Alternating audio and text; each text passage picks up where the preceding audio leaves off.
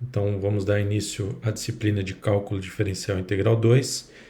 Hoje nós vamos trabalhar um pouco sobre funções de duas e três variáveis. Nós vamos tentar definir o que são essas funções e nós vamos ver aí uma certa diferenciação em relação ao cálculo 1, né, onde são trabalhadas funções de uma única variável. Então, por exemplo, conceitos de domínio e imagem nós vamos trabalhar na aula de hoje. Tá? Antes de mais nada, vamos tentar relembrar, ou pelo menos recordar um pouco do que é uma função. Então, uma função é uma relação entre dois conjuntos, né? É uma associação entre elementos de um conjunto X e elementos de um conjunto Y, em que deve ser obedecida uma regrinha, né? Essa regra é o que está sendo dito aqui nessa última linha, né? De modo que um elemento de X esteja associado com um único elemento de Y. Então a gente pode pensar aqui que a gente tem dois conjuntos, vamos denotar aqui um conjunto X, né? E um conjunto Y. Ok? Então os elementos de X eu relaciono com os elementos de Y, por exemplo. Né? Pode acontecer eventualmente de dois distintos em X ser relacionado com o mesmo em Y, então isso pode acontecer. Mas o que não pode acontecer é que um mesmo em X não pode estar relacionado com dois distintos em Y. Então, por exemplo, se esse aqui está relacionado com esse em Y, ele não poderia estar relacionado com mais um aqui em Y. Então, essa última seta, já que eu estou querendo definir o que é uma função, não está permitido essa representação aqui. Então, um único elemento em X pode estar associado, né, ou melhor, dado um elemento em X, tem que estar associado com um único elemento em Y. Tá? Ele não pode estar relacionado aqui com dois distintos em Y. Ok? Então, quando eu tenho essa associação sendo válida, a gente chama que essa relação entre x e y é uma função. Tá certo?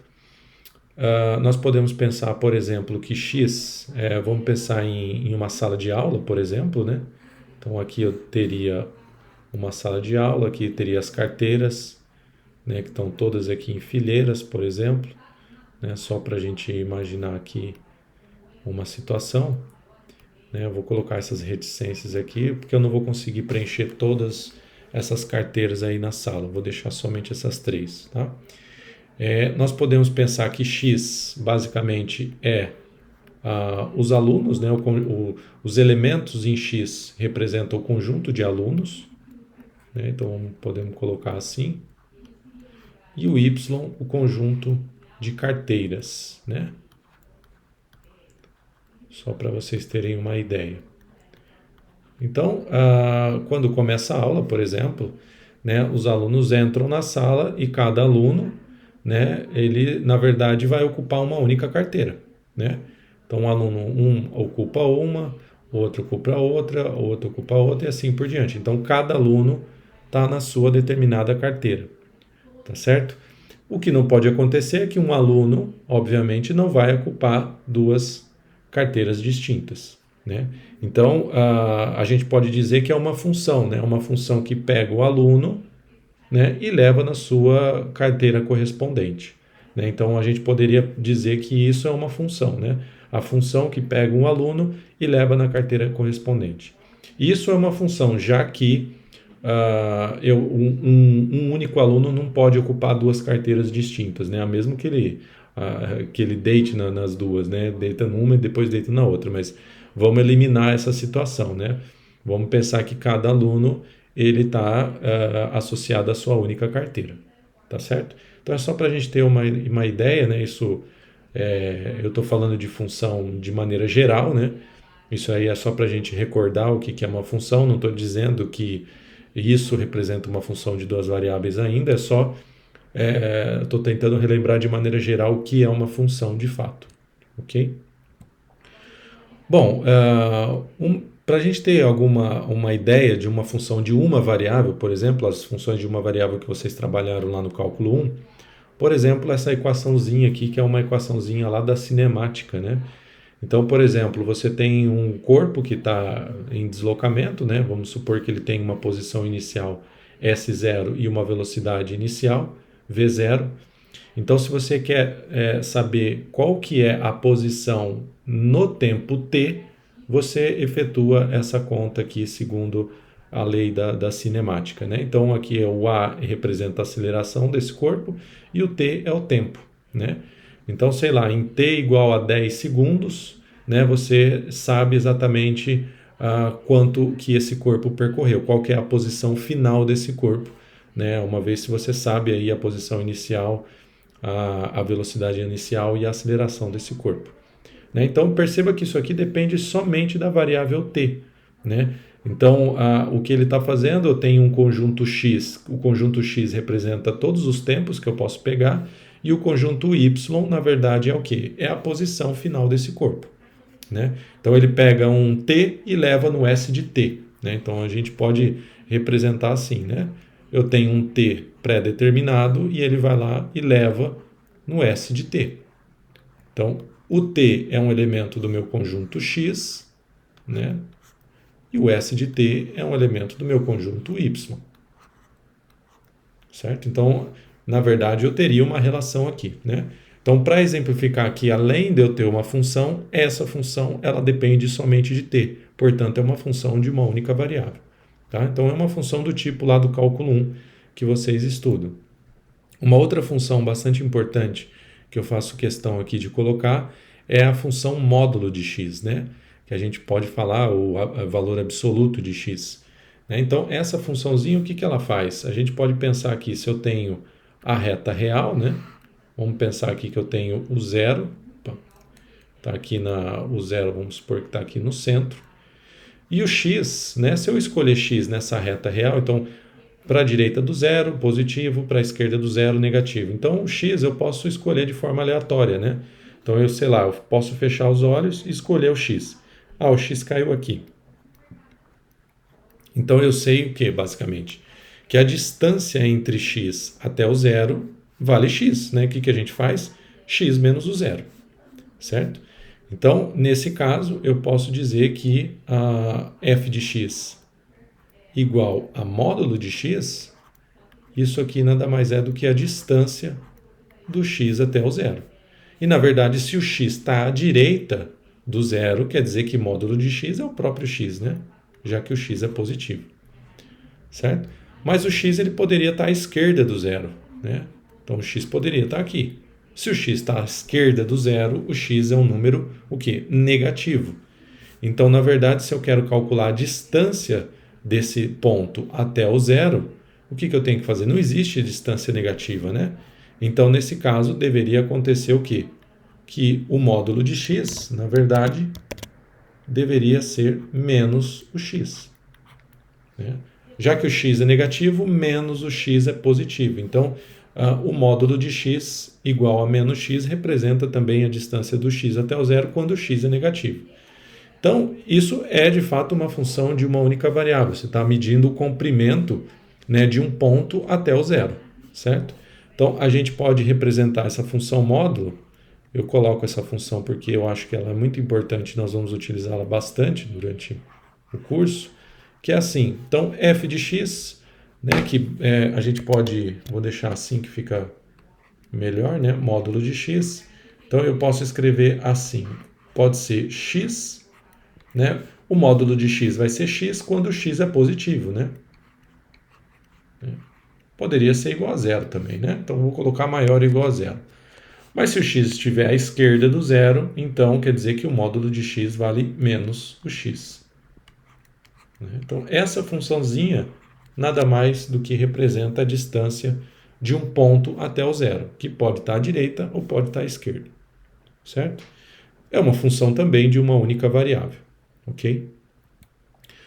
Exemplos de funções de duas variáveis agora, só para a gente começar a diferenciar um pouco do que foi visto lá no cálculo 1, né? Então vamos supor, se a gente quer calcular a área de um triângulo, essa área a gente sabe também lá desde o ensino médio que ela é dada pelo comprimento da base pela altura dividido por 2, né? Na verdade aqui faltou um dividido por 2. Então, a área de um triângulo é dada pelo comprimento da base vezes a altura e dividido por 2, né? Então, eu esqueci de colocar isso aqui, né? Faltei aí das aulas do ensino médio, né? Então, vamos supor que eu tenho um triângulo, né? Esse triângulo tem uma determinada altura, vamos chamar de H. Então, se eu quero calcular a área desse triângulo, vamos supor que essa base aqui seja B, né? Então, na verdade, a área desse triângulo fica como base vezes altura dividido por 2, certo? Então, perceba que agora eu tenho, para eu calcular a área desse triângulo, eu devo ter dois números, né? A base, o comprimento da base e o comprimento da altura. Então, eu posso dizer o seguinte, que a área desse triângulo está dependendo de duas variáveis, da base e da altura. Logo, a área é uma função de duas variáveis, certo? Depende de base e depende de altura, ok? A nota semestral é dada pela média aritmética das notas obtidas na prova 1 e prova 2. Então, vamos supor que você tem duas provas, o professor fala que a média, que a sua nota semestral é a média aritmética das notas obtidas na prova 1 e na prova 2. Então, na verdade, então vamos chamar de NS, a nota semestral. Então, vamos colocar assim, N1, a nota da primeira prova, N2, a nota da segunda prova. Então, média aritmética é só dividir por 2, certo? Então, o que está sendo dito aqui é que a nota semestral depende de dois números, né? Você só vai conseguir calcular a nota semestral se você tiver a nota da primeira prova e a nota da segunda prova, certo? Então, isso faz com que a nota semestral seja uma função de duas variáveis, ok? O exemplo 3 diz assim, que a temperatura T em um ponto da superfície da Terra, em um dado instante de tempo, depende da longitude e da latitude y do ponto, né? Então, perceba que agora, vamos supor que aqui a gente tem, vamos colocar aqui o planeta Terra, né? Então, em um ponto da superfície, vamos supor que aqui que é uma esfera, né? Um ponto da superfície da Terra, ela tem uma determinada latitude e uma determinada longitude, né? Então, aqui eu deveria ter duas coordenadas para determinar a temperatura exatamente nesse ponto, né? Então, se eu quero calcular a temperatura nesse ponto da Terra, basicamente eu tenho que inserir dois valores, né? Latitude e longitude, certo? Então, depende aí de duas variáveis de latitude e longitude, certo? Não sei a expressão aqui, ele não dá, a gente não sabe, não tem a fórmula para calcular na dependência dessa latitude e longitude, mas o que importa aqui, né, o exemplo aqui para a gente pensar um pouco, é que está na dependência desses dois valores, tá certo? Estou dizendo que eu não estou colocando uma fórmula como eu coloquei aqui no exemplo 2 e no exemplo 1, tá certo? Bom, então como que a gente pode pensar, né? Como que a gente pode definir uma função de duas variáveis? Então, uma função f de duas variáveis é uma regra que associa a cada par ordenado de números reais x, y de um conjunto D um único valor real denotado por f de x, y. Então, a gente tem que pensar o seguinte, né? Antes eu tinha só uma única variável, né? Então, eu posso pensar que eu tenho... lembra que o que é uma função, né? Uma associação entre dois conjuntos, x e y, digamos. Só para a gente relembrar. Lembra que eu pegava um pontinho aqui e associava com um daqui. Lembra disso? Um único, né, em y. Quando a gente vai falar agora uma função de duas variáveis, né, a gente pode escrever assim que f depende das variáveis x e y e não mais somente de x, né? Como que eu posso fazer essa representação do diagrama, né, pensando especificamente numa função desse tipo? Então, o meu conjunto x, nesse caso, para uma função de duas variáveis, vai ser o plano cartesiano. Então, a gente lembra lá da geometria analítica que a gente desenha o sistema de coordenadas cartesianas x e y, né? Então a gente pode colocar assim. Então, o meu x nesse caso seria todo o sistema de coordenadas aqui cartesiano. Seria o plano que a gente chama de plano R2, né? Então eu poderia pegar qualquer ponto aqui, sobre os eixos, sobre o eixo x, sobre o eixo y, nesse primeiro quadrante, no segundo, no terceiro e no quarto quadrante, né? Quem que seria o meu conjunto y? O meu conjunto y é um conjunto de chegada, né? Então a gente desenha aqui o conjunto de chegada que vai ser o conjunto dos números reais, certo? Se a gente for relembrar aqui, nesses exemplos, a área de um triângulo que a gente fez aqui, isso te dá um número, né? Se eu entro aqui com o valor da base e entro com o valor da altura, quando eu vou lá, multiplico esses dois valores e divido por 2, isso aqui me dá um número real. Certo? Isso aqui vai dar um número. Se eu quero calcular a nota semestral, né? A nota semestral vai te dar um número, né? Que, por exemplo, né, um número de 0 até 10, por exemplo, né? A temperatura também vai te dar um número, que seja lá se for em graus Celsius, em kelvins, enfim. Você vai entrar com a longitude e a latitude, isso vai te devolver um número, né? A temperatura vai te dar um número. Então perceba que essas funções, no final, elas te devolvem um número, né? Tem que pensar, está devolvendo um número, está caindo naquele conjunto y lá, né? Então a representação, quando eu tenho uma função de duas variáveis, eu entro aqui com um ponto, um par ordenado aqui, né? Estou desenhando aqui de forma aleatória, né? Estou pegando aqui nesse quadrante, mas poderia estar em qualquer lugar. Então, por exemplo, x0, y0, só para a gente especificar aqui, né? Então esse carinha aqui seria o x0, y0. Então esse par ordenado x0, y0 seria um elemento desse tipo aqui, né? Então seria um x0, y0. x0, y0 seria um elemento desse meu conjunto x, certo? O que eu faço? Eu vou lá e aplico a função nela. Eu quero relacionar elementos desse conjunto com esse, né? Com um conjunto de números, né? Então, esse aqui são números, os números reais. Tá? Números reais. Então, eu vou pegar um elemento aqui do sistema de coordenadas cartesianas, do plano R2, e associo com um único valor aqui na reta real, com um número, né? Esse número a gente representa por f de x0, y0. Né? Seria o cara da chegada, né? Então, esse R aqui, que é a reta real, seria o meu conjunto y. Okay? Então, basicamente, via diagrama, uma função de duas variáveis a gente pode representar dessa maneira, né? Eu não estou dizendo que isso são os gráficos ainda, tá? Os gráficos a gente vai ver na próxima aula. Eu só estou dizendo como que funciona a associação de um conjunto no outro, certo? Só para a gente, por meios aqui de notação, que eu acho que fica interessante, essa função f, a gente pode denotar ela, né? Quando eu vou falar em função, eu não vou ter que ficar desenhando esses diagramas sempre, né? Então, esse diagrama a gente expressa ele matematicamente com a seguinte sentença, né? A gente coloca assim, f, dois pontinhos, R2, e é uma setinha para R, né? Mas o que é R2, professor? R2 é o conjunto dos pontos da forma x0, xy, tá certo? Ou x0, y0, tanto faz. É que aqui eu estou pegando um elemento específico, né? Mas o que é R? R é o conjunto dos números reais. Lembra que eu pego um par ordenado e isso te devolve um número real, certo?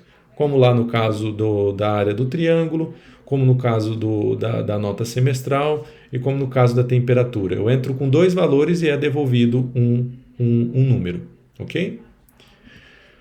Bom, qual que seria essa mesma ideia para funções de três variáveis, né? Então, vamos dar exemplos de funções de três variáveis. Aqui eu falei sobre duas variáveis, né? Esse meu carinha aqui, o conjunto de saída, que a gente chama, e eu vou falar isso um pouquinho mais lá para frente, esse conjunto aqui é o chamado de conjunto de saída, né? Dos elementos de saída, e aqui os elementos de entrada. né? Então perceba que o de saída tem duas variáveis, o de entrada tem uma única variável, quer dizer, um único número, né? Quando a gente olha para funções de três variáveis, a gente espera que esse conjunto de saída tenha três variáveis e também esse conjunto de chegada aqui também seja um número, tá? Então aqui tem alguns exemplos, né? O volume de um paralelepípedo é dado pelo produto das medidas dos lados. E isso a gente sabe também, né? Se a gente quer calcular o volume de um paralelepípedo, por exemplo, né? Vou tentar fazer aqui, não sou muito bom de desenho, né? Só para a gente ter uma ideia. Então aqui eu tenho as dimensões, vamos supor que é uma caixa, né? Eu tenho A, B e C.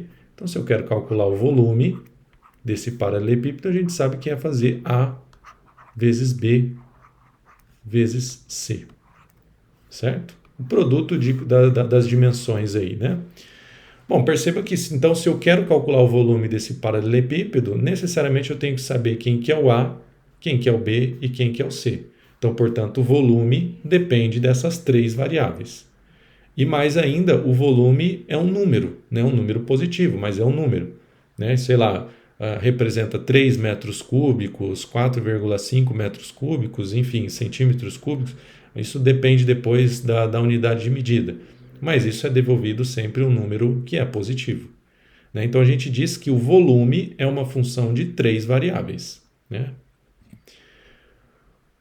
Um outro exemplo, o custo total de três tipos de produtos comprados no supermercado, por exemplo, 2 pacotes de farinha, 2 litros de leite e uma caixa de ovos, né? Então vamos supor o seguinte, que eu quero saber o custo total, né? Então vamos chamar de custo total, né? Você vai lá no mercado e compra algumas coisas, né? Então essas coisas ele está colocando aqui, por exemplo, a farinha, o leite e o ovo. Então, se eu quero saber ao final lá o quanto que eu paguei, né, pelas coisas que eu comprei no mercado, o que eu tenho que fazer? É cada produto multiplicado, o valor de cada produto, né, multiplicado pela quantidade e depois eu faço a soma, né? Então, tem três tipos de produto: farinha, leite e ovo, né? Só que são 2 pacotes. Então, vamos pensar assim, são 2 pacotes de farinha. Então, 2 vezes o custo da farinha. Então vamos colocar CF, 2 vezes o custo da farinha, mais, vamos colocar ali 2 litros de leite. Então 2 custo do leite, né? CL, custo do leite, mais uma caixa de ovos. Então vou colocar aqui uma custo do ovo, né? CO. Então, se você for perceber que o custo total ele fica em função de quem? Né? Fica em função do custo da farinha, fica em função do custo do leite, fica em função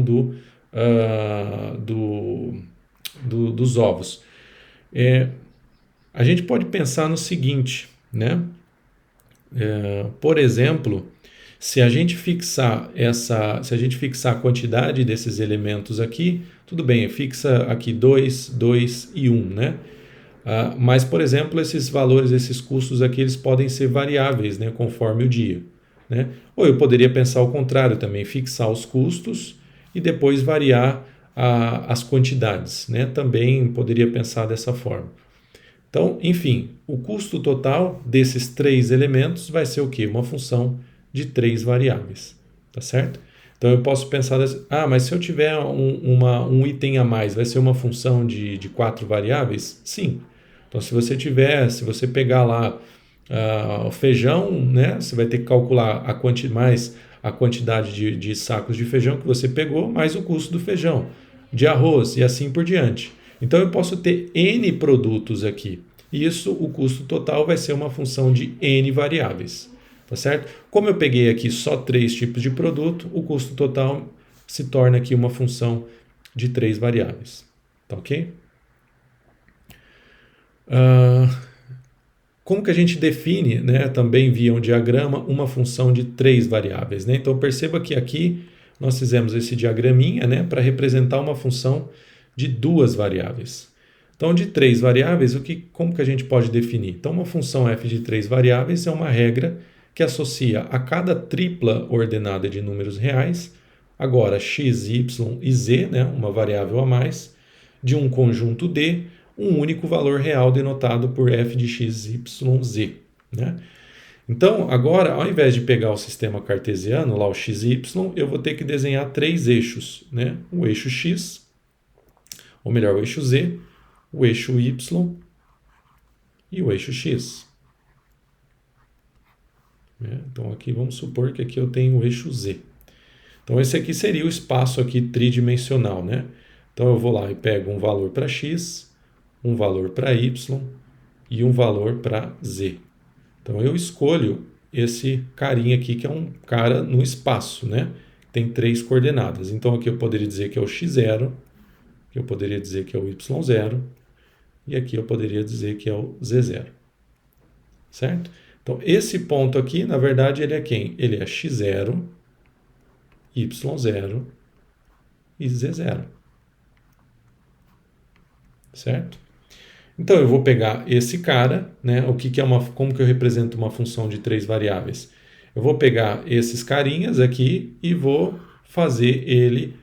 corresponder a um número que é um número real. Né? Então, eu faço uma transformação. Pego esse cara aqui e levo para um determinado valor. Né? Esse valor aqui é representado por f de x0, y0, z0. Certo?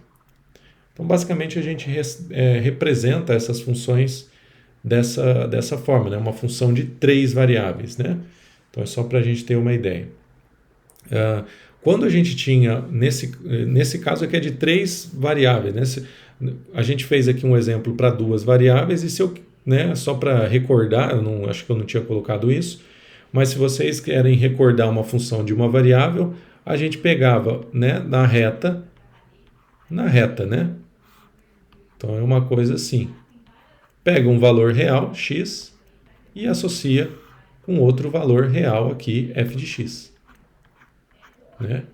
Isso aqui é uma forma de representar a função. Né? Eu volto a insistir, isso aqui não representa gráfico da função. Isso aqui é só uma forma de representar a função. Ela sai de qual conjunto e chega em qual conjunto. Né? Ao invés de ficar sempre representando via diagramas desse jeito, né? Com duas bolinhas e colocando aqui a associação por setas, né? Então a gente representa especificando, né, qual que é a função, se ela é de uma variável, duas, três, enfim. A gente tem essas representações aqui características. Tá certo?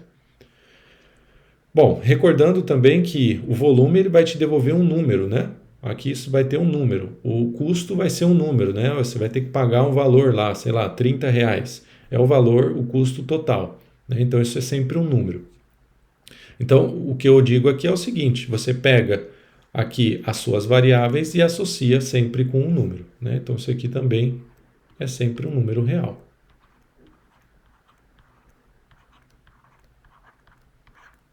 Ok? Muito bem.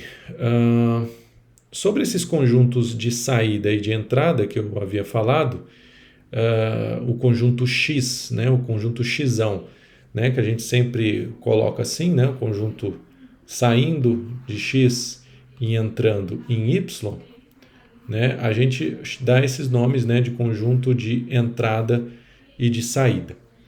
Só que a gente agora não vai ficar mais pensando nessa representação aqui. Ou a gente pensa nessa representação, né, se for uma função de duas variáveis, né, nessa daqui, o conjunto de saída, que tem esses dois eixos, conjunto de chegada, que tem um único eixo. Se for uma função de três variáveis, o meu conjunto de saída tem três coordenadas, né, três eixos, e o meu conjunto de chegada ele tem um único eixo. Tá? Então, o conjunto D, né, chamado de conjunto de saída, né, ele vai ser o domínio da minha função. É o conjunto de todos os valores possíveis para os quais a função f existe. Então, a gente tem que pensar que o domínio é uma condição de existência para a sua função. Né? Então, essa associação aqui que eu fiz, na verdade, representando desse fato aqui, eu tenho um x0 e um y0 e eu tenho o meu correspondente aqui, f de x0 e y0. Eu só posso fazer esse cálculo aqui de f de x0 e y0 se eu posso de fato pegar esse x0, y0. Né? Se tiver permitido eu poder escolher esse x0, y0. Um exemplo bem simples em relação a isso é esse primeiro exemplo aqui, né? Vamos pensar aqui, eu tenho que a área do triângulo é dado pelo comprimento da base vezes a altura dividido por 2, né? Então, vamos pensar, qual que é a existência para a área, né? A área eu tenho que ser sempre o quê? Positivo, né? Isso tem que me gerar um número positivo. Mas perceba que a base e a altura também tem que ser números positivos, certo? Então, eu não vou conseguir calcular a área de um triângulo se eu tiver base negativa ou altura negativa, tá certo? Então, uma condição de existência é que a base e a altura sejam números positivos, certo? Então, se eu fosse representar por meio de um diagrama esse primeiro exemplo, eu teria aqui, vamos pensar aqui o primeiro quadrante, aqui o y e aqui o x.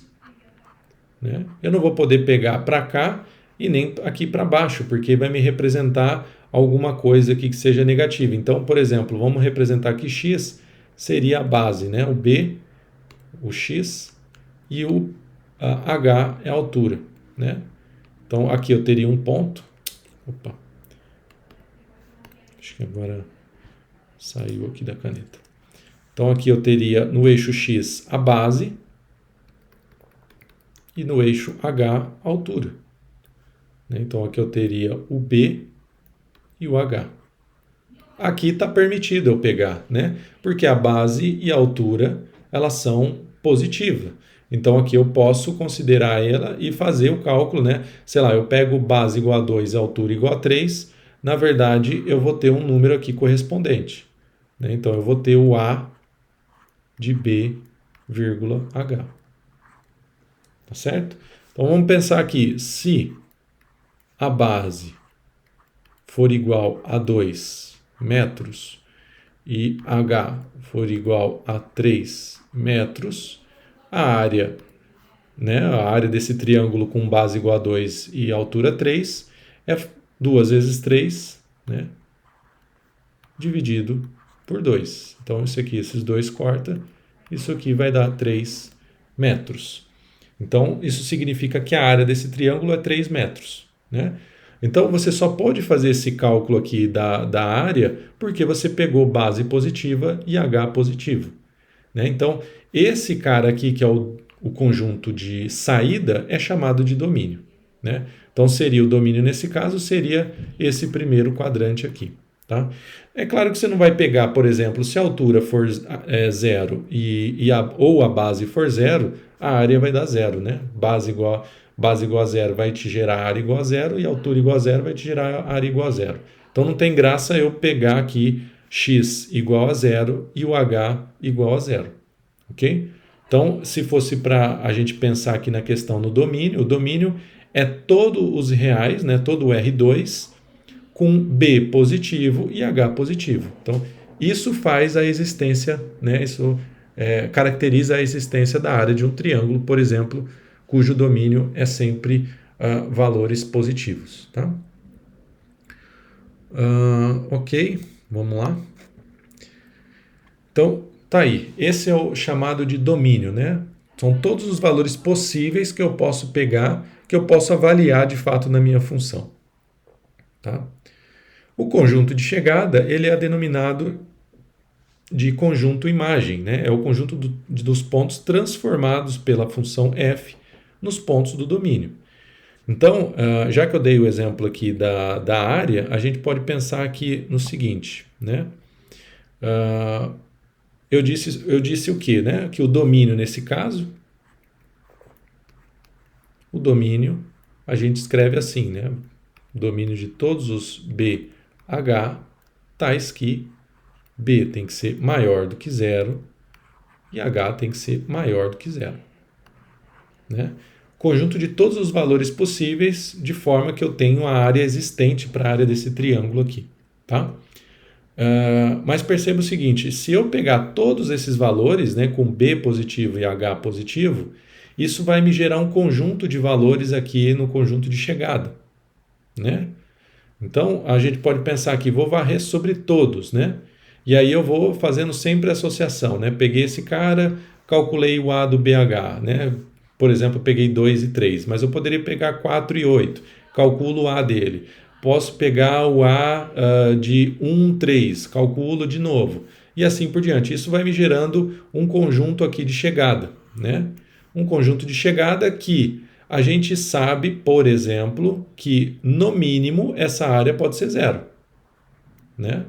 Então, a área nunca pode ser negativa, né? A gente vai pegar números positivos, vai fazer a multiplicação aqui e vai dar sempre uma área positiva.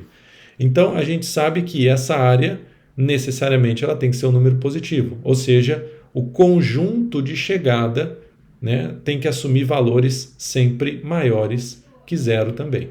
Não tem graça se for igual a zero, né? Porque para ser igual a zero, um desses caras aqui tem que ser zero, ou B ou H, né? Então, a gente pode dizer que a imagem, né? Pode pensar que a imagem é todos aqueles caras, né, que eu vario sobre o meu domínio e eu transformo ele pela função área, por exemplo. Então isso aqui vai me dar o intervalo de zero, aberto no zero, né, até mais infinito. Né? Essa área ela pode ir crescendo, sei lá, se você pega a base igual a 1000 e a altura igual a 10.000, né? Então isso aí já começa a crescer. A altura vai ser 1 milhão, a base vai ser 2 milhões e assim por diante, né? Isso, a área vai ser uma coisa muito grande, né? Só que a gente não tem o máximo, né? Essa área ela pode ir crescendo à medida que você vai aumentando o B e o H, né? Mas ela tem um mínimo, né? O mínimo que ela pode assumir é algo que está muito próximo de zero, mas que não chega a zero, ok?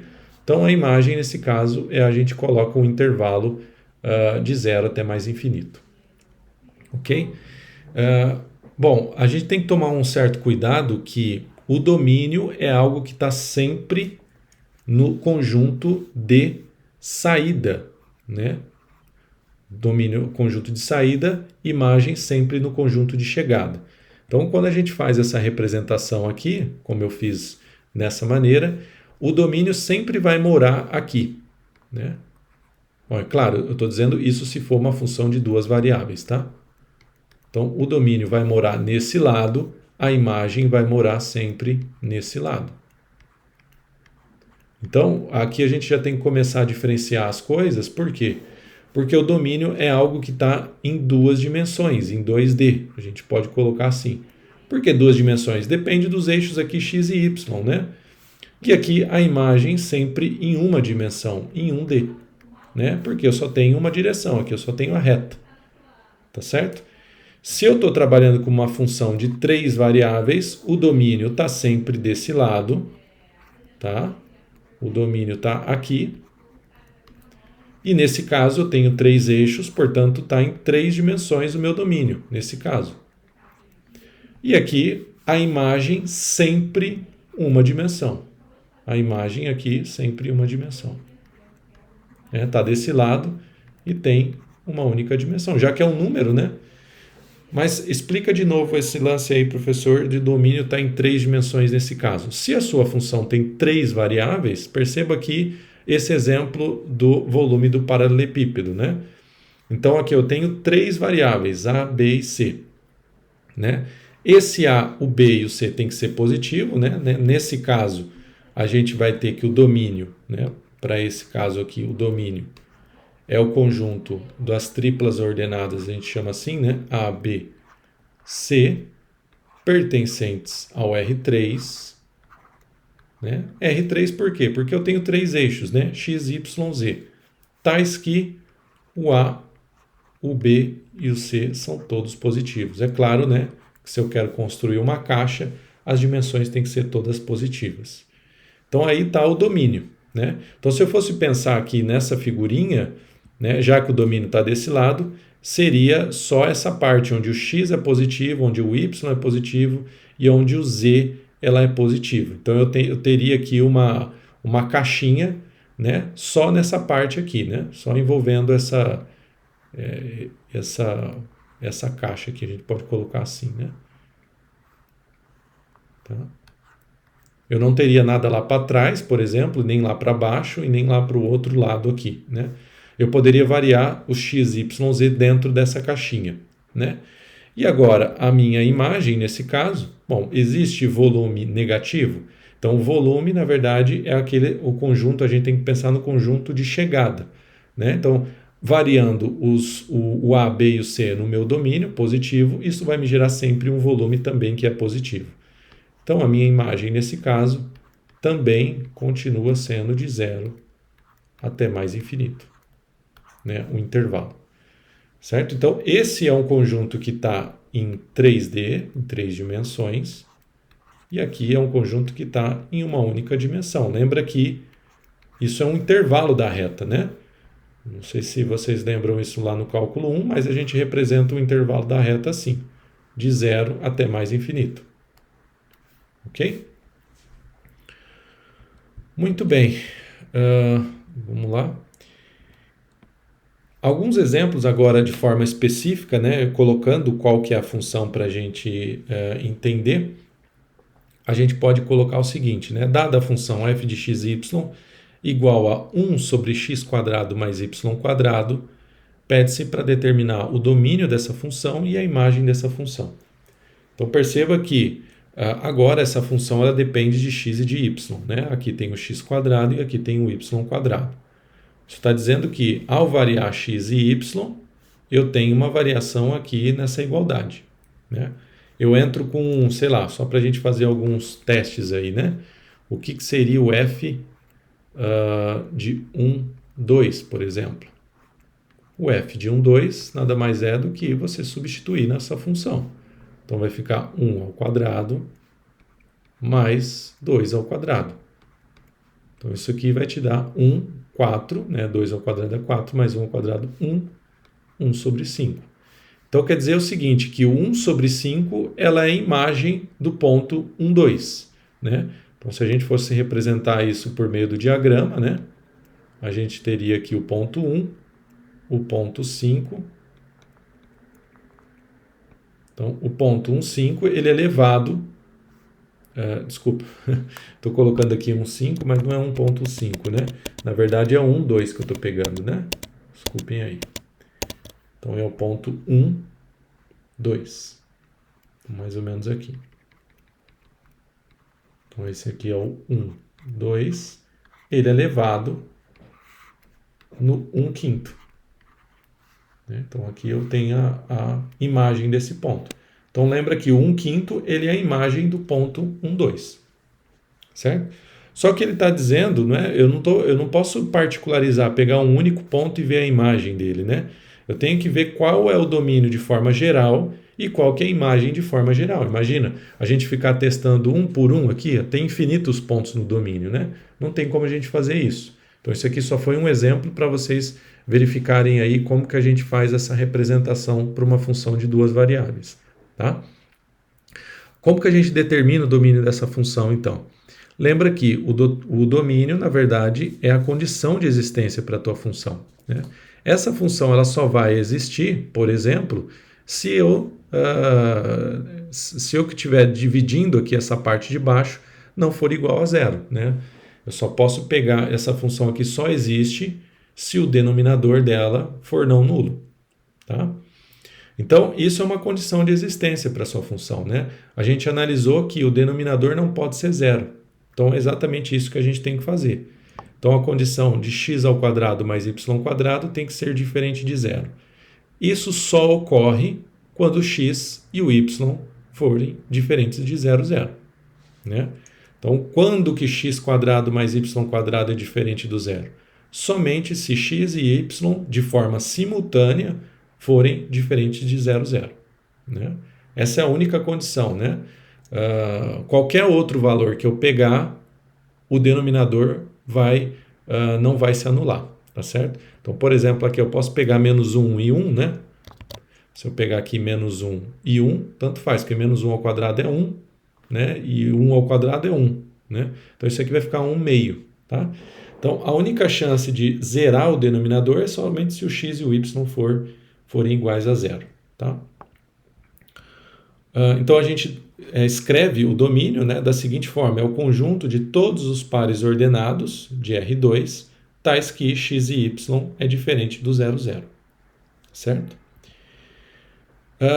Bom, para o item B, né? Como que vai ser a imagem desse conjunto? Então, perceba aqui que eu já tinha feito um exemplo, né? Eu peguei um ponto 1, 2 de forma aleatória aqui, né? E verifiquei que a imagem do ponto 1, 2 é um 5, né? Então, a gente pode pensar o seguinte, a gente acabou de verificar que o domínio é todos os valores não nulos, né? Todos os valores x e y diferente do 0, 0. Então, a gente poderia pensar aqui, né? Se a gente faz o eixo aqui, eu só vou tirar o 0, 0, o eixo x e o eixo y. Então, aqui o x e o eixo y. Então, na verdade, eu desenhei essa bolinha aqui justamente para tirar o 0, 0 que não pertence ao domínio. Lembra que o domínio, nesse caso, ele mora aqui, né? É todos esses valores aqui, né? Eu poderia rachurar toda essa parte aqui, exceto a bolinha, né? Toda essa parte é o domínio. A pergunta é, se eu variar todos os pontos que estão aqui, pego um ponto aqui, isso vai me gerar o correspondente dele aqui. Pego outro aqui, vai me gerar aqui, por exemplo. Sei lá, pego outro aqui, vai me gerar aqui. A imagem que ele quer saber é exatamente qual é esse conjunto de pontos obtidos aqui. Certo? Então é isso que a gente tem que pensar. Então a gente começa assim, variando todos os pontos no meu domínio, qual que vai ser a variação de z? Né? O que é z? Né? A gente pode chamar essa função, eu não tinha colocado aqui para vocês, mas a sua função f de x e y a gente pode chamar de z também. Né? F de x y a gente pode chamar de z. Tá? Então, a gente dá um número. Lembra que para uma função de uma variável, a gente falava que y era a função de x, né? Quando é uma função de duas variáveis, a gente pode dizer que f de x e y é igual a z. Tá certo? Então, a questão é a seguinte, né? Variando sobre todos esses pontos do meu domínio, qual que vai ser os z's, todos os conjuntos aqui obtido no meu conjunto de chegada? Né? Essa é a pergunta que a gente tem que fazer. Tá? A gente pode ver o seguinte, que 1 sobre x quadrado mais y quadrado é sempre diferente de zero, né? Independente do x e do y que você pegue. Né? Não há chance nenhuma dessa função aqui ela se anular. Certo? Você pode pensar em qualquer valor de x e qualquer valor de y, que 1 sobre x quadrado mais y quadrado nunca vai se anular. Certo? Então, essa é uma observação importante, porque você já está vendo que nenhum xy, nenhum par-ordenado xy tem como imagem o zero. Certo? Então, essa é uma observação importante. E mais ainda, né, é que 1 sobre x quadrado mais y quadrado é sempre positiva, para qualquer que seja o valor de x e y. Né? Então, se a tua função, né, a gente colocou aqui, né? Vamos colocar aqui em cima. A tua função f de xy, ela é 1 sobre x quadrado mais y quadrado. Então, perceba que isso aqui, x quadrado mais y quadrado, né, pensando no domínio, já é diferente de zero. Mas é quadrado, né? Quadrado de cada parcela aqui. Então, é sempre positivo. 1 sobre algo positivo, sempre positivo também. Sempre maior que zero. Então, ao variar todos os pontos do teu domínio, né, todos os pontos que você vai pegar aqui, o que vai acontecer é que eles vão estar sempre à direita do zero. Né? Então, vão estar sempre aqui à direita. Para qualquer ponto do domínio. Né? Então, você pegou esse ponto, ele veio para cá. Pegou um ponto aqui, ele veio para cá. Né? Não há chance nenhuma de você pegar qualquer ponto aqui do domínio, ser levado no zero ou ser levado na parte negativa dessa reta aqui, ok? Conclusão é que a imagem é todos os valores positivos, né? A gente pode escrever assim, né? Conjunto dos z's pertencente a R, tais que z é maior do que zero, né? Ou ainda, né? Somente o intervalo da reta real, de zero até mais infinito. Né? Bom, mais um último exemplo aqui para a gente fechar a aula de hoje, e depois nós vamos continuar com uns exercícios na aula de segunda-feira. Vamos pegar a função que ela é a raiz quadrada de 9 menos x quadrado menos y quadrado. Então, pede-se para determinar o domínio e a imagem dessa função. Uma condição de existência para essa função, já que a gente quer analisar o domínio, é que o que está dentro da raiz quadrada não pode ser negativo, né? Lembra isso. Então, tudo que está dentro da raiz quadrada, eu não consigo calcular a raiz quadrada de um número positivo. Então, se eu tenho raiz de qualquer coisa, né, necessariamente o x tem que ser maior do que zero. Né? Então, o que está dentro da raiz é positivo. Então, a gente analisa exatamente isso. Né? O que eu tenho dentro da raiz nesse caso? 9 menos x quadrado menos o y quadrado. Certo? Então, a gente analisar isso é que 9 menos x quadrado menos y quadrado tem que ser maior ou igual que zero. A gente pode fazer o seguinte, deixa tudo que é variável de um lado e número de outro. Né? Então, se eu pegar aqui x quadrado, passar para a direita e o y quadrado para a direita, vai me dizer que x quadrado mais y quadrado é menor ou igual que 9. Tá? Então, o domínio eu posso dizer que é o conjunto de todos os pares ordenados, né, de R2. Lembra que o domínio está em duas dimensões, né? Tais que x quadrado mais y quadrado é menor ou igual que 9. Você só pode pegar os valores de x e de y para que essa função aqui exista se a soma deles for menor ou igual que 9, certo? Então, jamais eu poderia pegar x igual a 9, por exemplo, y igual a 0, né? Por quê? Porque isso aqui, o que está dentro da raiz vai ficar negativo. Né? Então, não é um ponto do domínio o par ordenado 9,0, por exemplo. Tá? É interessante que a gente consegue, na verdade, esboçar qual que é esse domínio, né? O que representa esse conjunto de pontos, né? Se eu quero dizer quem que é o meu domínio, né? Então lembra que o meu domínio mora aqui, nesse caso, já que é uma função de duas variáveis, né? E depois aqui eu teria uma imagem, né? Nos reais, que tem uma dimensão. Bom, eu vou perguntar para vocês, né? Já que vocês estão assistindo aí, o que é a equação x quadrado mais y quadrado igual a 9? Então a gente pode pensar que, vamos pegar só igual, né? Se fosse exatamente igual. Eu estou pensando no caso em que eu tenho igualdade, tá? X quadrado mais y quadrado igual a 9. Lembra que isso aqui é uma equação de um círculo centrado na origem e de raio 3, né? Lembra que a equação do círculo centrado na origem de raio R é sempre x quadrado mais y quadrado igual a r quadrado. Isso é lá da geometria analítica, né? Então, a gente pode observar aqui o seguinte, que o 9 é 3 ao quadrado. Então, eu tenho um círculo aqui de raio 3.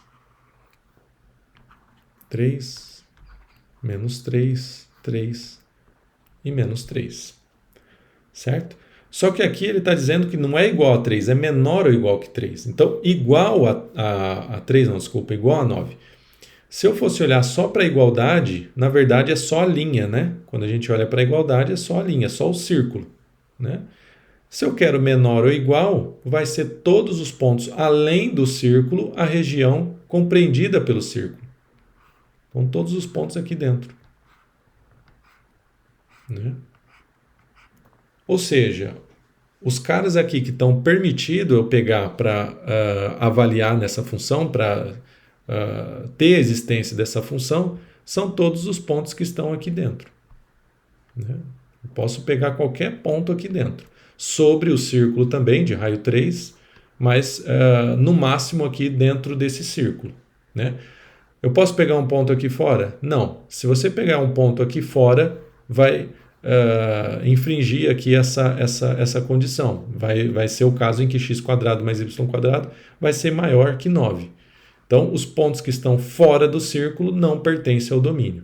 Então, tudo que está aqui dentro é o que faz parte do domínio da função. Né? O domínio de f. Certo? Então, isso a gente coloca esse conjunto, né? O disco, a gente chama de disco esse conjunto aqui, disco centrado na origem e de raio 3. Tá? que é representado, né? A gente pode representar via conjunto exatamente com essa cara. Todos os pares ordenados de modo que x² mais y² é menor ou igual que 9. Somente os pontos desse conjunto é que faz sentido eu pegar para a minha função. Tá?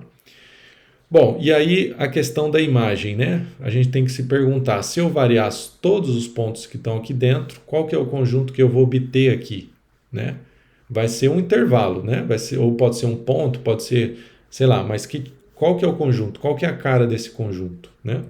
Então a gente pode fazer a seguinte análise, né? Então, variando todos os pares ordenados daquele disco, né? Lembra que o DF, que é o domínio, é o disco de raio 3, né? Qual que vai ser a variação de Z, né? Qual que vai ser os caras que a gente vai obter, né? Então, a gente pode pegar só alguns pontos só para ter uma ideia, né, do que vai acontecer. Por exemplo, eu posso pegar o 00, né? O 00 é exatamente a origem desse sistema aqui, né? A origem do disco. Então, olha só, se eu pego 00, olhando aqui para a minha função, né, posso fazer a substituição na minha função. Quanto que vale f de 00? Bom, f de 00 vai ser a raiz quadrada de 9. Mas a raiz quadrada de 9 vale 3. Certo? É só substituir o zero aqui, né? 0², raiz quadrada de 9, que vai dar 3.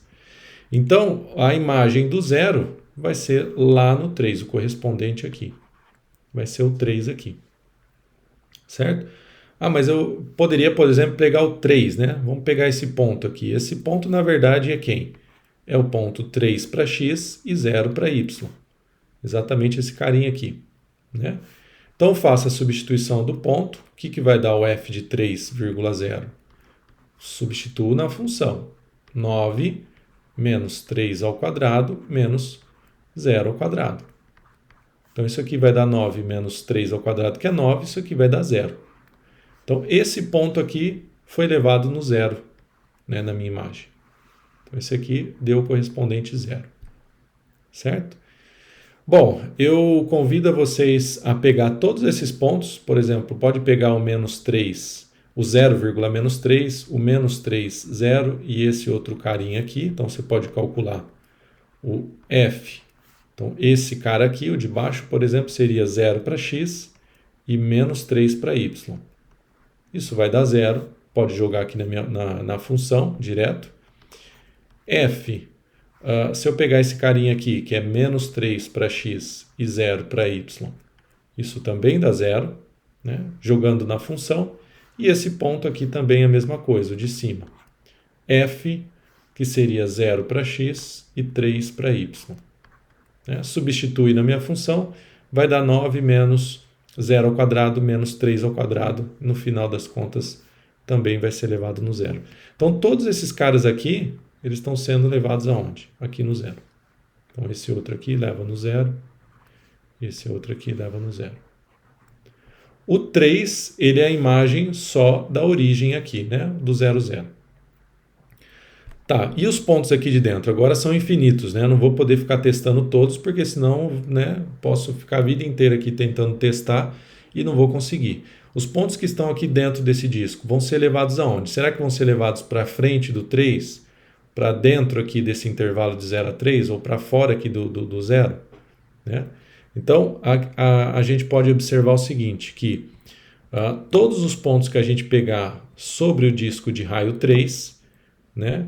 Sobre o disco de raio 3, ali esse que eu tinha colocado, né?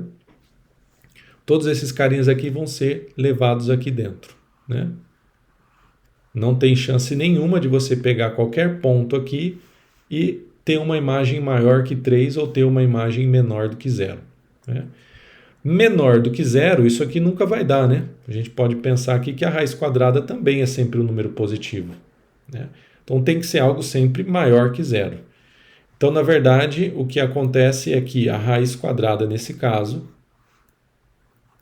9 menos x ao quadrado menos y ao quadrado, o que vai acontecer? Isso aqui é no máximo 3 e é no mínimo 0. certo? Quando que vai ser zero? Vai ser zero exatamente quando eu estiver analisando nos pontos ali do bordo, né? Exatamente esses carinhas que eu peguei aqui, para vocês só terem uma ideia. Esse aqui, né, o limite aqui no x, no y, no x e no y de novo, né? E quem que vai ser o máximo? O máximo vai ser quando o x e o y for igual a 0, 0, né? E agora, se eu pegar x e y dentro do disco, vai ficar sempre variando dentro desse intervalo de 0 até 3, certo? Então, a gente pode dizer que a sua função, a f de x e y, os valores de f de x e y, eles ficam presos dentro desse intervalo de 0 até 3. Tá? Então, aqui está a figurinha, né? A gente desenha aqui, rachura aqui esse intervalinho, e esse cara aqui é a imagem. Ok? Então, a gente pode escrever dessa forma aqui também, né? Que a imagem é o conjunto de todos os z's reais, uma dimensão, aqui está o R1, né? A gente não coloca o 1, em que z varia de 0 até 3, ou o intervalo fechado de 0 até 3. Tá certo? Bom, gente, por hoje é só. Eu vou disponibilizar agora, tem mais esse exercício. Esse exercício eu vou deixar para vocês pensarem, né, para a próxima aula. Tentem resolver ele com as técnicas que a gente acabou de ver na aula de hoje, né, tentando determinar o domínio e a imagem dessas funções. E aí, na segunda-feira, às 11h10, nós vamos utilizar essa aula, que seria a aula síncrona, só para resolver exemplos e exercícios. Né? Vai estar uma lista também disponível, né, chamada aí de lista 1. Tá certo? Então, por hoje é só. Até a semana que vem.